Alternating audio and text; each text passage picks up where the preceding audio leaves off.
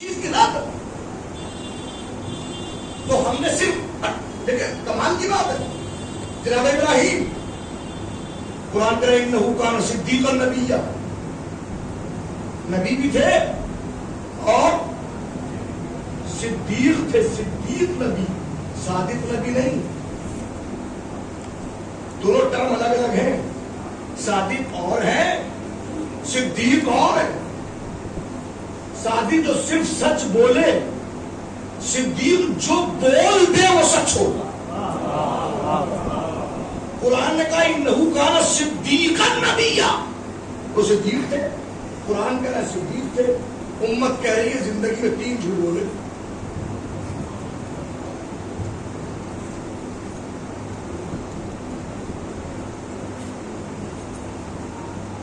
امت کہہ رہی ہے کہ جناب ابراہیم نے 3 جھوٹ بولے 3 جھوٹ کہ اتنی آنکھیں تو ہیں ہی ہیں 4 کیمرے میرے سامنے لگے ہوئے مکمل ریکارڈ ہے وہاں اس کو سمجھنا ہو دیکھنا ہو مجھ سے پوچھے مجھ سے حوالے لے کر بتاؤں گا کہاں کون کہہ رہا ہے کہ 4 لکھ 3 جھوٹ بولے کس نے بولے جس کو قرآن نے صدیق کہا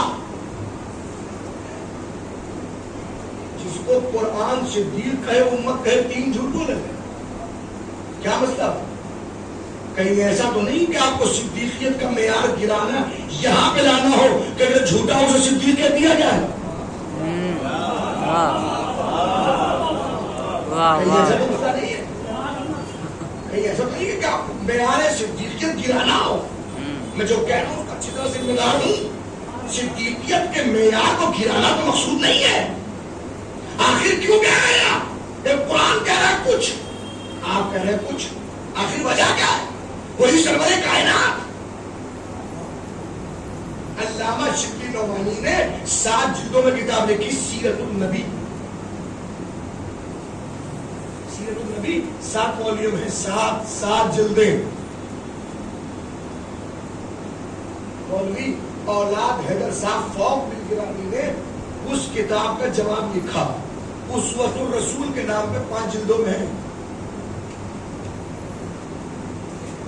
مسئلہ امامت اور خلافت کا نہیں ہے مسئلہ ہے حضور کی سیرت کا کہ ایک مسلمان 7 والیوم لکھ رہا ہے سیرت میں دوسرا مسلمان اس کی رد میں لکھ رہا ہے 5 والیوم آخر وہ کیا کیا لکھ رہے ہیں جس کی بنیاد پہ یہ جواب دینا پڑ رہا ہے کچھ تو ایسا لکھا جا رہا ہے کہ جواب دینا پڑ رہا ہے کہ نہیں یہ نہیں یہ صحیح ہے یہ نہیں یہ صحیح ہے کیوں تاکہ اب دیکھیے میں نتیجہ دوں تاکہ امت کا ہر فرد آمادہ ہو جائے اور حضور کی سیرت کو صحیح طور پہ سمجھ لے تاکہ اگر کوئی گستاخی کرنے والا گستاخی کرے بات سمجھیے گا دیکھیے یہ فرش ازا لطلب الاصلاح فی امت جدی رسول اللہ ہے حسین اس لیے نکلے تھے تاکہ اپنے نانا کی امت میں اصلاح کر سکے تو اصلاح کرنے کا دائرہ حسین کا اس وقت نہیں تھا حسین امام ہے اور امام کا مزاج ہے کہ جو کہہ دے وہ قیامت تک کے لیے حجت ہوتا ہے اور حسین تیری عظمت کو سلام جب تک زندہ ہے تب تک اصلاح کی اس دنیا سے چلے گئے فرش ازا ہے آپ کا نام ہے اب تک امت کی اصلاح ہو رہی ہے سبحان اللہ لوگوں نے لکھا اب کم سے کم آپ اتنا مطالبہ تو کر ہی سکتے ہیں کہ حضور کے حوالے سے صحیح عقیدہ رکھیں اب ایک بات عرض کر کے گفتگو کو سمیٹنا ہے اور بس توجہ فرمائیں گے توجہ فرمائیں گے بہت خصوصیت کے ساتھ میں جو میں اس وقت عرض کرنا چاہتا تھا جس کے لیے یہ سب کچھ عرض کیا آدم پر ٹھیک ہے نام پہ ایمان لانا ہے نوح نام پہ ایمان لانا اللہ کے نبی حضرت ابراہیم موسیٰ اور عیسیٰ 1,23,999 انبیاء نام پہ ایمان آپ کے اوپر ان کے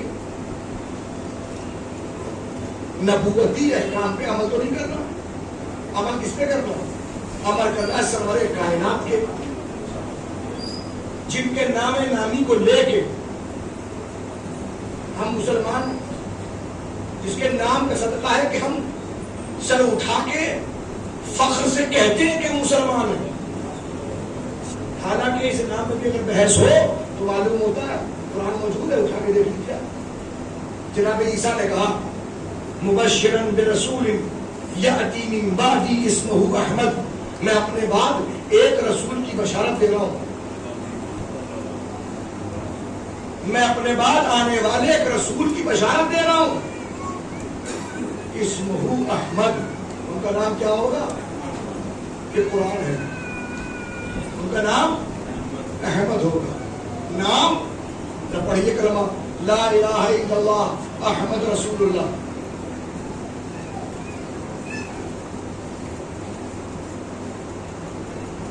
کوئی پڑھ سکتا ہے؟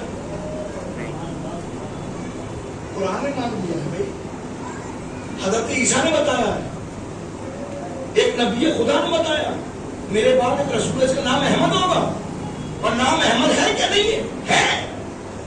لیکن آپ کلمے میں حضور کا نام احمد نہیں لے سکتے، حالانکہ اللہ نے قرآن میں رکھا، قرآن کی آیت ایک رسول نے بتایا، اولو العزم صاحب شریعت صاحب کتاب نبی نے بتایا کہ نام احمد ہے، مگر کلمے میں احمد نہیں لے سکتے۔ آخر اس احمد کو محمد کس نے کیا؟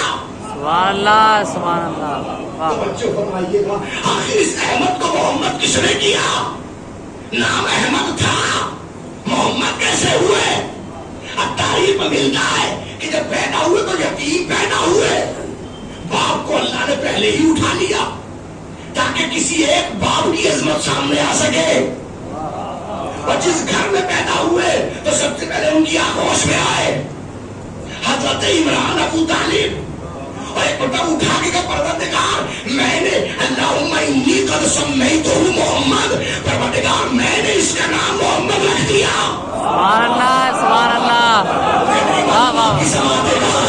اللہم انی قد سمیتہ محمد، میں نے اس کا نام محمد رکھ دیا۔ اللہ نے اپنا نام احمد پیچھے رکھا، ابو طالب کا نام آگے رکھا۔ اب تو دنیا سمجھے اگر جس کے نام کو لیے بغیر آپ مسلمان نہیں ہو سکتے وہ کافر کیسے ہے؟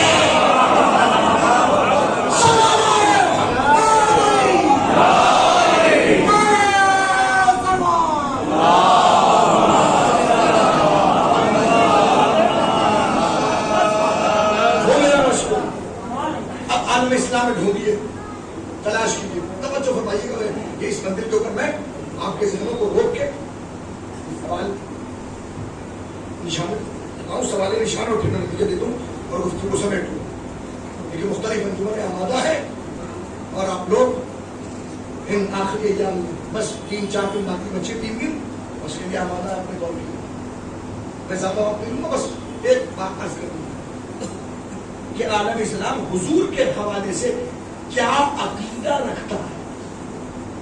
طلب اسلاف کی اوپر وہاں پر رکھیے گا کیا عقیدہ رکھتا ہے؟ تو حضور کے حوالے سے پہلا عقیدہ مسلمانوں کا یہ ہے کہ 40 سال کی عمر میں نبی بنائے گئے، 40 سال کی عمر میں نبی بنائے گئے۔ بھائی بنایا ہو جاتا ہے جو نہ ہو،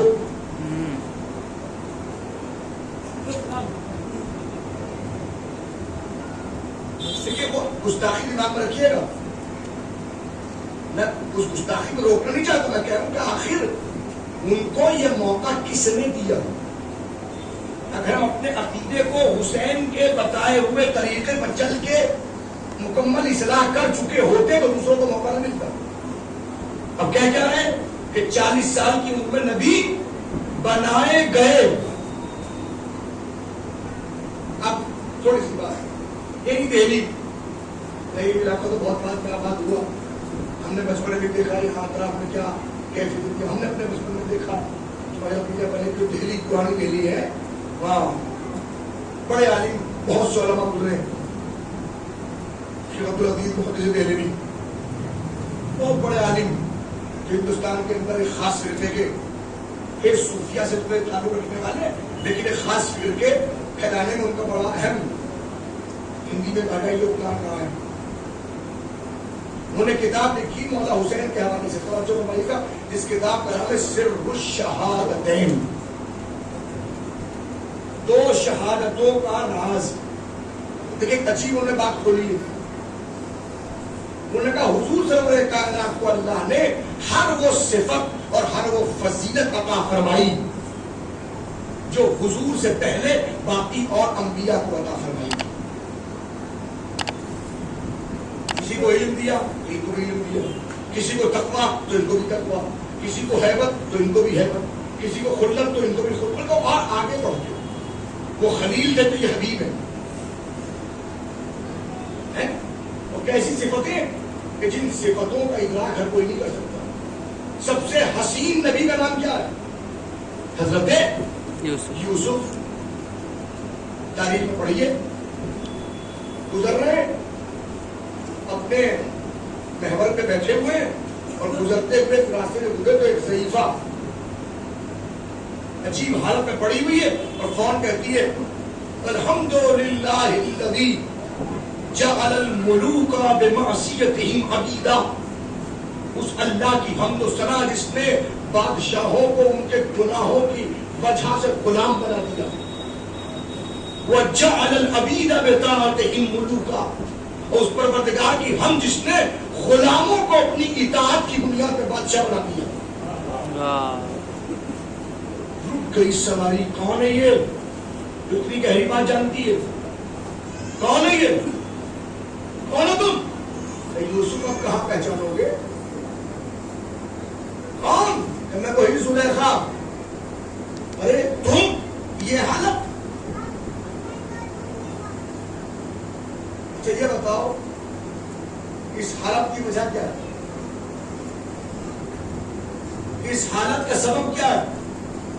تفاسیر میں لکھا ہوا ہے فوراً ضعیفہ نے کہا، ضعیفہ زلیخا نے، رب حسن وجہک، آپ کے چہرے کے حسن نے مجھے اس حالت میں لے گیا.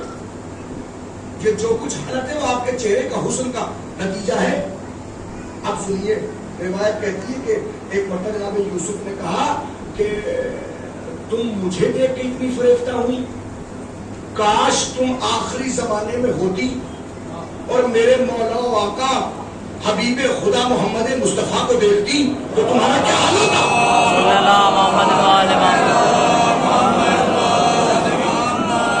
تمہارا کیا حال ہوتا؟ بس جیسے ہی جملہ کہا، روایت کے نہیں تفسیر کا جملے، فوراً ضعیفہ زلیخا نے کہا صدقت یا یوسف. اے یوسف آپ سچ کہہ رہے ہیں. اب یوسف پریشان ہو کہتے ہیں میں نے ذکر حبیب کیا تو تصدیق کر رہی ہے؟ تو تصدیق؟ کہا یوسف جب آپ نے ان کا نام لیا نا تو میرے دل میں ان کی محبت گھر کر گئی. جیسے ہی نام کی محبت آئی جبرائیل آئے اور آنے کے بعد کہا ہے یوسف اس کو لے کے جاؤ. اب چونکہ ہمارے حبیب سے محبت ہوئی ہے لہذا آپ ضعیفی کو جوانی میں مت لیں گے اور اب اس سے شادی کرو. توجہ فرمائیے گا، یاد رکھے زلیخا کی جوانی حسن یوسف کا نتیجہ نہیں ہے، محبت مصطفیٰ کا نتیجہ ہے. محبت مصطفیٰ کا نتیجہ یہ ہے محمد مصطفیٰ. تو سر الشہادت میں کہا کہ ہر نبی کو جو صفت دی اس سے بدرجہ اعلیٰ اور اچھی صفت بدرجہ ختم اپنے حبیب کو دی. لیکن ایک صفت وہ ہے کہ جو اللہ نے اپنے نبی محمد مصطفیٰ کو نہیں دی. کون لکھ رہا ہے؟ شیخ عبدالعزیز محدث دہلوی اپنی کتاب سر الشہادتین میں. وہ کون سی صفت ہے؟ وہ صفت شہادت ہے. کیوں نہیں دی؟ انہیں اس کی وجہ کہ شہادت کی دو قسمیں ہوتی، ایک شہادت سری ہوتی ہے، ایک شہادت جہری ہوتی ہے. ایک چھپی ہوئی، ایک الگ اعلان. چھپی ہوئی وہ جو زہر سے دی جائے، الگ اعلان تلوار اور تیر کمر سے دی جائے. تو کہ مجبوری یہ تھی کہ اللہ اگر سری دیتا تو رسول جہری سے محروم ہوتے اور اگر جہری دیتا تو رسول سری سے محروم ہوتے. لہذا اللہ نے یہ کام کیا کہ نبی کو یہ صفت ڈائریکٹ نہیں دی بلکہ پہلے نبی کی بیٹی کو 2 بیٹے دیے، پھر مباہلے میں ان نواسوں کو بیٹا بنایا.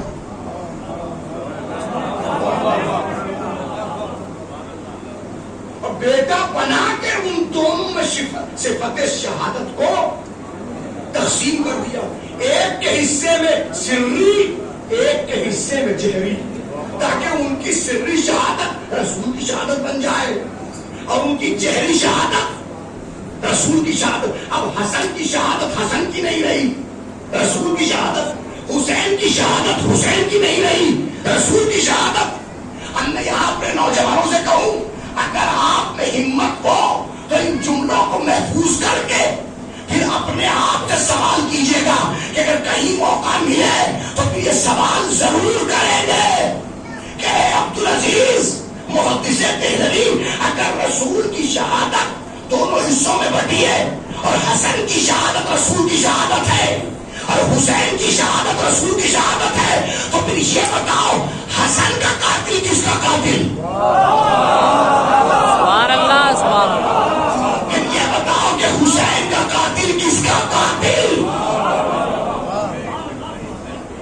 اب میں اس سے آگے نہیں بڑھوں گا، صرف اس شہادت ہے. میں اس بات کو ذکر کر دیا، میں سمجھ رہا ہوں بہت جلدی سے ایک کا معاملہ سمجھ آ گیا کہ ہر نبی کو جو صفت ملی وہ میرے نبی کو ملی.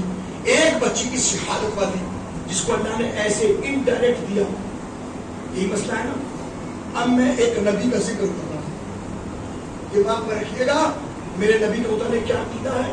40 سال کی عمر میں نبی، یہ بتائیے 40 سال کی عمر میں نبی بنائے گئے. یروشلم کا دروازہ ایک کنواری ماں اپنے ہاتھ میں بچہ لے کے دروازے سے داخل ہوئی. چاروں طرف سے یہودی عالموں نے گھیر دیا. قرآن کے لفظ ہے، سورہ مریم ہے، آواز آتی ہے یا اخت ہارون ما کان ابوک امرأ سوء وما کانت امک بغیا. اے ہارون کی بہن، نہ تیرا باپ برا تھا نہ تیری ماں بری تھی. یہ بچہ کہاں سے آیا؟ قرآن کے فاشارت الیہ، جناب مریم نے اشارہ کر دیا بچے کی طرف. یہودی عالم کہتے ہیں کیف نکلم من کان فی المہد صبیا، ہم کیسے اس بچے سے بات کریں جو ابھی ماں کی آغوش میں ہے. یہ بات ہو رہی تھی کہ پتا آغوش سے بچہ بولا انی عبداللہ. انجیل نہیں پڑھ رہا ہوں، قرآن پڑھ رہا ہوں. یہ انجیل کے الفاظ نہیں، یہ قرآن کے الفاظ ہیں. بچہ کہا انی عبداللہ آتانی الکتاب وجعلنی نبیا. میں اللہ کا بندہ ہوں، مجھے اللہ نے کتاب دی ہے، مجھے اللہ نے نبی بنایا ہے. سوال یہ ہے قرآن پڑھنے والے اتنا بتائے جس وقت یہ اعلان عیسیٰ کر رہے تھے عمر کتنی تھی؟ صرف 3 گھنٹے کی عمر تھی. تو 3 گھنٹے کے عیسیٰ نبی بن جائے. سبحان اللہ سبحان اللہ. 3 گھنٹے کے عیسیٰ. تو اگر بھائی اس مندر کے اوپر ایسے شہادتیں لکھنے والے اگر فضیلت کی بنیاد پر نبی سب سے افضل ہے، تو اگر 3 گھنٹے کے عیسیٰ نبی ہے تو نبی 40 سال کی عمر میں کیسے نبی بنے؟ افضل جب ہوں گے جب 3 گھنٹے سے پہلے ان کا اعلان ہو. یہی وجہ ہے کہ روایتیں موجود ہیں. راوی نے آ کے پوچھا یا رسول اللہ متا وجبت لک النبوہ، اے اللہ کے رسول آپ پہ نبوت کب فرض کی گئی؟ قال متا، ارے متا کہہ رہے ہو؟ ارے کن تو نبی وآدم بین الماء والطین، میں اس وقت بھی نبی تھا جب آدم و گر کے درمیان تھے.